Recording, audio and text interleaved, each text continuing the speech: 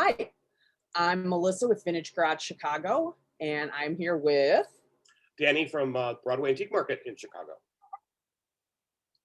and we are here for your vintage therapy.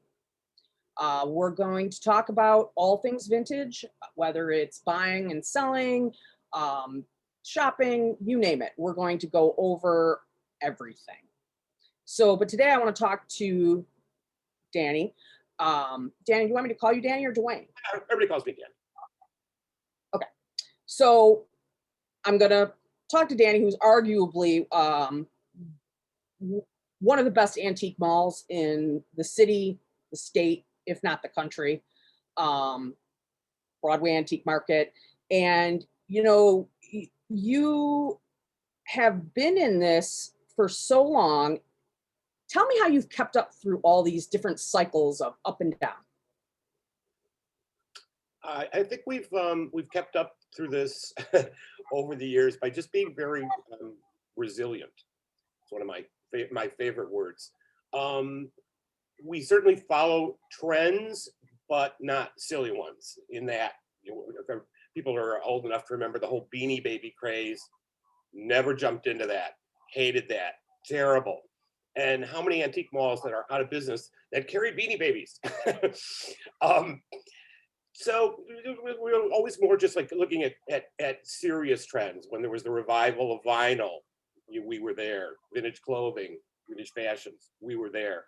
Again, having started this in 1988, we were selling mid-century modern. We were selling 50s, 60s.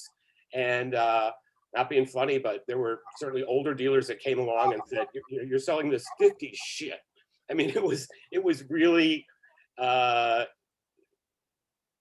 dismissed, let's put it that way. And we weren't the only ones doing it, hardly, but we were early into it. So I think it's always been that. And to this point, some 30 years later, we absolutely acknowledge the 70s. There's some good design that came out of the 80s. Being resilient, being open-minded to just the market. The market. It's not what I necessarily like. That's not what it's about. It's about the market. It's about the public. And again, serious trends. Yeah, it makes a lot of sense. So, you've been in this business so long. Tell me a little bit about how you got started. What made you get into this? So, yeah, I'll try to make this brief. I know it could be a show in itself. Yeah, once upon a time. Remember, the biggest mall in the late 80s was the Chicago Antique Mall, which was on Clark Street. 3 stories, huge place, destination. There had been malls prior, one of diversity, whatever, kind of boutique type malls, but this was a big deal. And I was just a shopper, and I had no money. I was a paralegal. What did you collect then? I was a collector. Yeah, absolutely. I was a collector. And I would go to this great antique mall every weekend and shop through it. And then I became friends with the owner's wife. Again, I'll tell this briefly. And she asked me what I did, and I said, "Oh, I do writing, I do marketing." And she asked if I would do some marketing for them, that they really needed to kind of freshen this up. So I did that for them. I did special events, and they had no money. And they said, "You know what? We can pay you with a booth," which I was like, "Oh, I can try that." So they gave me the booth in the basement at the bottom of the stairs, this little booth, and I just didn't know what the heck I was doing. But then they had a list of dealers who wanted to get in, and one was Jeff Nelson, who's from Madison, Wisconsin. He managed a mid-century modern store in Madison, and she hooked me up with him, and we just clicked. And it was like, okay, let's try this. So, and I had business partners before, did not know him before. And so we had that free booth, and then after that, we said, you know what? We started to expand. We'll rent the booths. We'll rent another booth. We'll rent another booth. And but by the time the mall closed, that's a whole other nightmare of a story. We had about a third of the basement. So, and we were the top dealers there. It happened very quickly. I'm going to say over like 18 months. And when that place closed, the day it closed, we take an option on a store across the street, little 1,500 square foot store, which was Wrigleyville Antique Mall. And then a year later, we expanded to the north, expanded to the south, rented the basement there. By the time we moved out 8 years later, we had 10,000 square feet, which is now we're at 1998. And we moved to Edgewater, bought the building there, 20,000 square feet. You know, the rest is so Edgewater, mediocre history. real quick. Edgewater isn't, it's a little different today than it was probably when you moved in there, huh? People thought we were insane. Yeah, just why no one's going to go that far north. All kinds of ridiculous things. But you know, I'm a Chicagoan, and you're from Detroit, correct? Yeah. Okay, well, you know that town, and I know this town, and it was like it's not that far. No, you know, build a better mousetrap, they'll show up for it. You know, we're pretty much like what happened. But yeah, back then, yeah, very different, very very different. I've always thought that area was interesting up there, because of it's so close to the lake, yet it's not as, you know, it's not Lincoln Park, it's not any of these other neighborhoods yet, but it's really getting there. Yes, and I can't take credit for discovering it at all. How that even happened was back then people would pay at Wrigleyville by check, and I would look at the addresses, and I saw so many of our customers lived up north. A lot of the gay and lesbian couples that owned like an apartment or apartment building in Lakeview were selling and moving to Edgewater, Andersonville. Their money could go a lot farther. And I was like, so I really followed the customers there. Yeah, those pioneers, the people pioneered Lakeview, pioneered Edgewater. Yeah. Brilliant. Lucky. Okay. So let's zero in on what I'm gonna bet most people want to hear about, and that is the dealers. Okay. So you manage dealers, you manage the store. I know it's not easy to get a spot in BAM. So tell me, how do you pick if you get an opening? So it's not necessarily like who Jeff and I like. I want to put that out there. So it's not a popularity contest. It's what the store needs. And we really try to have that big picture of, you know, we have enough blank, but we do need blank. So that's, I would say, how the first hurdle is, does this dealer have something that the store really needs that would benefit our customers, would appreciate this dealer? Secondly, we certainly look at people's social media presence. That's something that changed. I'd say, you know, 5-10 years ago, that really wasn't so much on the radar. But when dealers promote themselves within the store, and I'm sure that's true with your dealers promoting themselves doing shows, it's good for everybody. It's just Right. win-win-win. It's another voice out there going, hey, you know, we're over here, buy my stuff. So I don't know if that blanket answers the question, but that's really kind of really what we look for. It's what you sell, and being perfectly honest who you are. I mean, when I hear just good thing after good thing after good thing about somebody, I have a good feeling about it. You know, bad news travels even faster. And, you know, just being aware of it, going, you know, at this point in my life, you know, I don't need any headaches. I just want things to be simple and efficient. You know, I think we've got an honest, reputable reputation. You know, ruin a phrase, but so I'm looking for the same thing. Somebody's just got a really good reputation. Somebody's honest and decent. People say, that's just a great person. She gets just wonderful items. You know, they're always a joy to deal with. Going, that gets my attention. Makes a lot of sense. So tell me what gets you kicked out of BAM? Oh, that's a good question. I think part of it would go back to, and it hasn't happened often, but that honesty and integrity and, you know, being businesslike. Slipping off of that's a bad spot. But overall, I would say, you know, occasionally, I'm sure you hear this, and dealers say, I can't find anything. I just can't find anything out there. And yeah, right. You rolled your eyes. Yeah, which is baloney. You know, you're not trying hard enough. There's stuff everywhere. And so I would say when the quality starts to slip, you are put on notice. We actually give you a notice and say, you know, you got to turn this around. And again, everybody has like shit going on in their life. Let's be honest, particularly now, right? You know, with elderly parents, health issues, lots of things. So we're not ogres about it, but it's like, you got to get this ship back in the dock. Let's get this moving. So we've lost a couple people from that, but it's like, really? Yeah. And what would you say would be a sign? Would you be thinking, oh, look, this person's not selling anything? What do you think is the first sign of a problem? Not coming in to take care of your space. Even if you can't find anything, come in and rearrange your merchandise. Even if you're just in a showcase, mark some things down, moving things around. Merchandising is everything in retail. It always has been. I don't know why people kind of just, they all get into this, even Target, IKEA, they still have their own merchandising and how they display things. I think that's a big mistake in vintage retailing. I think some of the most successful people in town get it. We could go down, I could list the top stores and we all know who they are, where it's like, wow, you walk in there and then, they get it. So let's say for a market. Walk in every time it's different thing. Yes. And it looks right. It's appealing to people. I get that. We have customers who come in weekly, and so that's a high expectation for them. And yet they may see something that's actually been there, but it just got moved around. So the first sign is that you're not paying attention to even what you have, and then the quality slipping,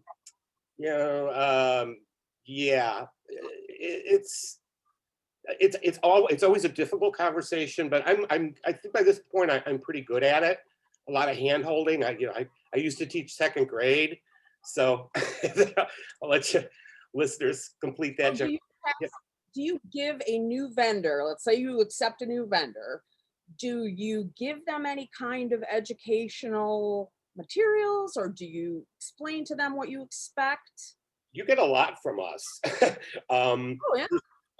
We have a whole, you get multiple pages of how this all works. So, let's say how rentals work.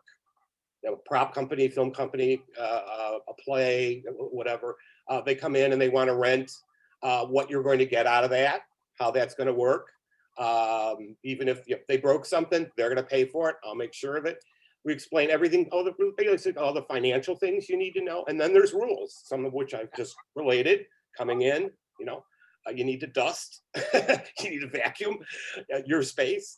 But also, and I don't know of too many places that do this, and we have almost from the very beginning, I would say maybe quarterly, we issue lists of what our customers are looking for, basically what's hot, what's not. Now you can ignore the list, but I always say, and it's not just one thing. Somebody comes in and says, I want a suit of armor, that doesn't make the list. That's just not going to happen. But 3 or 4 people come in, and this goes back, decades ago with, suddenly, Pyrex. You remember Holt Howard. Oh, wait, is that list? Let me ask you this: is the list based on, like, I would assume you have a customer list of people looking for things?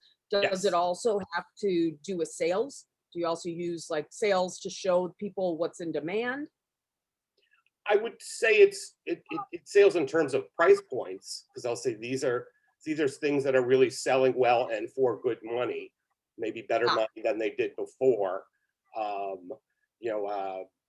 was talked about with again, like the legalization of marijuana. Smoke-a-rama is very popular. So like lighters and cigarette cases are hot. They really weren't a couple years ago, and now we can't keep them in stock. So and generally the dealers are really appreciative, going like, oh yeah, that makes sense. That makes sense. So that makes sense. We shouldn't stand in the way of what our customers demand and the dealers. We need to be efficient in the communication. So, and the dealers don't need to hear every goofy request. I get that pleasure, and then filter and edit it. But it's always like if 3 people ask for something within a couple weeks, there's a little mini trend. There's 50 people looking for it, unquestionably, because there was some article or a blog or something on Instagram. Who knows why these things happen, but at least I try to have an ear to the ground, and customers are telling me. So I just need to be efficient in my communication. But I don't know that I'm at that many other markets that do that. Maybe they will now. Yeah. I think they should. and then it's great when you get a sale for a dealer and they'll go, I wouldn't have brought that in unless you told me to do that. So. Oh, that's great. That's good. So do you know what an average amount is that vendors are selling on a monthly basis? That's tough again, but good one. I'd say we've had dealers who just have depending really what they sell. We have dealers with just a showcase that can net out $1,000 a month, which is a really good turn on something that's a part-time job. And dealers that can do a couple $1,000s a month, the same thing.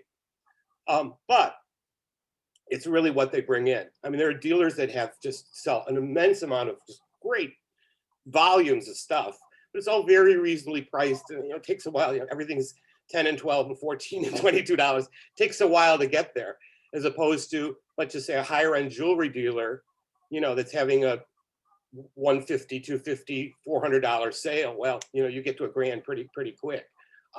Which is not to denigrate like paper. We've got a World's Fair dealer who's been with us for years, and he's got a really good following. And I'll put this in here now, which I always tell the dealers, it doesn't always happen, but if you can do this successfully, people come in just to see you, just to go to that case. I've got guys who come in just to go to that same jewelry case. Oh, I always buy something for my girlfriend, my wife. She always loves what I get from this case. You now have a following, which is golden. I have someone in here. I have someone at BAM that I like her stuff and follow her. Yeah. So I think it's for sure. That makes sense to me. But I always tell the dealers that's something to work towards. It doesn't happen with everybody. I don't have that magic elixir, but it happens and it's great. You're really kind of set. Everything else is almost gravy, after that. That makes sense. What do you wish you would have known 10 years ago?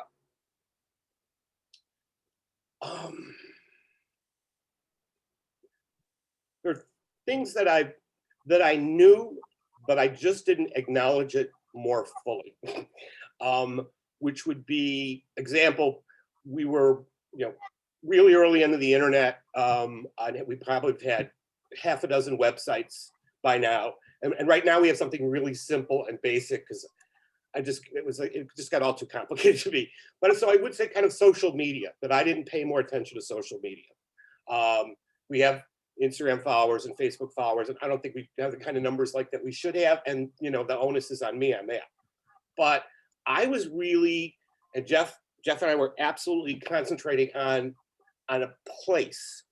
The place.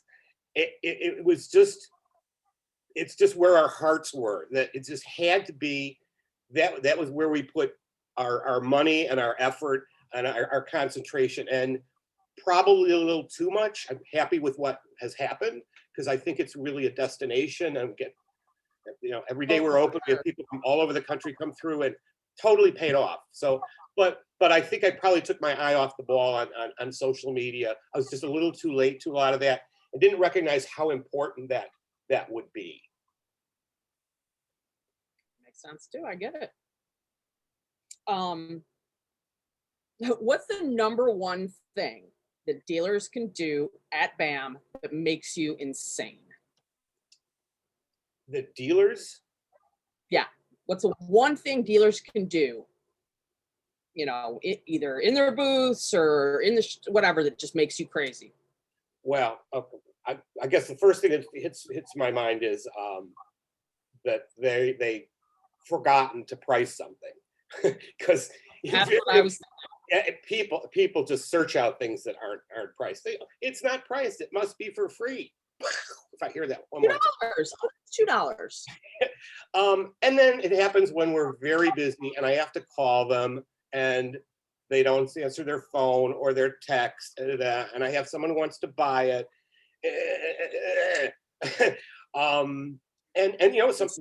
We all forget to price things. Price tags fall off. There are customers who, and probably some dealer shopping, who knows, where price tags just disappear. I don't know. And I've seen it. It was there this morning. Not now. Slows us down. slows us down. People do that going, I want to come back for this. I'll take the tag. You know, not a good idea because we're going to find the price. You know, I'd say that kind of, yeah. And I'll give this to everybody too. If anybody's like in an antique mall, put 2 tags on an item. You know, double check that there's not a thrift store tag. Yeah, a thrift store tag, you know, or any other kind of old marking. The price you paid isn't on it. Yes, thank you. Yes, that's a really good place to start because that's an embarrassing situation to deal with. But still not my biggest angst. But yeah, put 2 tags on it. Put 2 tags on it. And they were like, hey, that's great. We're on top of this. That's really good advice. It's simple. A lot of these things are just simple. I think I've gotten through all my questions for our first. Oh, I know. Here, I have one left. What do you think is the most common myth about this profession that you would like to debunk? Well, certainly from the public is that, you know, we get all this stuff for free. The amount of, and I don't know where that comes from. A lot of them just don't, they just don't understand it. You know, people say like, what's the difference between this and a thrift store? Well, people donate things to a thrift store, you know, and I always go, these are professional dealers. This is what these people do for a living. And I could go down to I'm just gonna say, you're never gonna see what you see in BAM replicated in a thrift store. That's just not happening ever. I agree, though it's often a little. I've said those words when I get kind of annoyed, going like, seriously, this stuff, you know. Or it comes into this, you know, oh yeah, all this stuff is in my aunt's basement. No, it's not. Let's go. Let's get in the car. Let's go now. Let's go to your aunt's. Let's go. What are you doing here? It simply will not. It will not be. So, but that's we get less of that. I think people are. Wait, you mean people realize you have to pay rent, you have to pay taxes, and then you actually have to pay the price for the merchandise? People are starting to get that? Yeah. It's yeah. I will say younger people are more savvy about that. They seem to understand it. But it's all in education. And so I mean, you know, it's not that there aren't any stupid questions. There's just some annoying questions. And I think what gets me is that when you know you answer somebody like that, and then they just keep going. Well, no, this just can't be. They're just in this denial of it, and that's not Again, like anything. Here. Yeah. And it's this. It's funny how people are often resistant to learn. I mean, when I always tell the story briefly. When I was a kid and I'd run around the antique stores and I had no money. And Steve Starr, who was like the dealer, the Art Deco dealer in town, just a brilliant. I do remember him. I did meet him. He was fantastic. And his stores were just, talk about merchandising. Oh my God, right? And I was in the store, I didn't go one often, but I went into the one store and, you know, basically he threw me out. Because, you know, he didn't need this 19-year-old kid. I'm not going to buy anything. It's like, hey, we're closing. You got to go. You know, years later, when I was doing a show and I'm renting him a space and we're friends, and I teased him about it. He goes, I never threw you out. I said, Steve, of course you did. You threw out a number of people. You should. Come on. You know, I don't throw anybody out per se, you know, but I mean, just realistically, but I did it respectfully. I wanted to learn. I was in awe of him, you know? Sure. So that's kind of what gets me is that, you know, if you want to learn something, listen. Don't argue with the retailer. I think they probably know what they're doing. You know? Gonna go out on a limb there, but yeah, especially if you've been around as long as you have, and you've, you know, like I said, whenever I come into BAM, I am so impressed at how, you know, clean everything is, how interesting everything is. What a great group of vendors you have that like really, really mesh together. And I think you do a hell of a job. Well, thank you.